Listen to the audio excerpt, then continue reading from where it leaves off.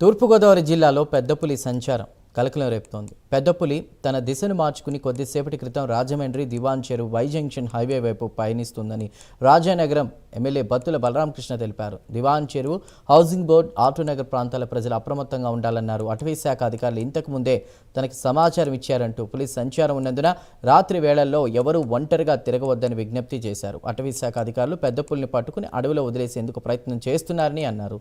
దివాన్ చెరువు ప్రాంతంలో reserve forest ఉండడంతో ఆ ప్రాంతానికి వెళుతుందని భావిస్తున్నారని చెప్పుకొచ్చారు. అయితే ప్రస్తుతం దివాన్ చెరువు వై జంక్షన్ ప్రాంతంలో జీడి మామిడి తోటల్లో నక్కి ఉందని ఎమ్మెల్యే బత్తుల తెలిపారు.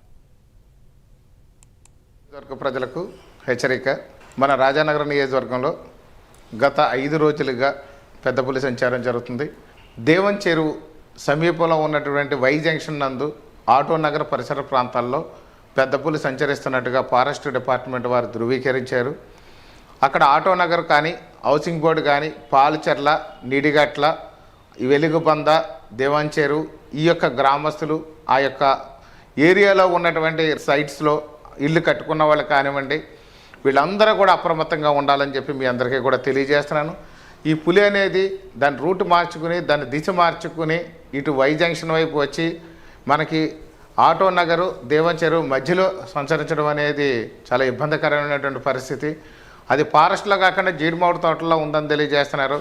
హైవేలో వెళ్ళే వారు కూడా వాహన చోదకులు కానివ్వండి, పాద చోదకులు కానివ్వండి, అందరూ కూడా జాగ్రత్తగా ఉండాలి.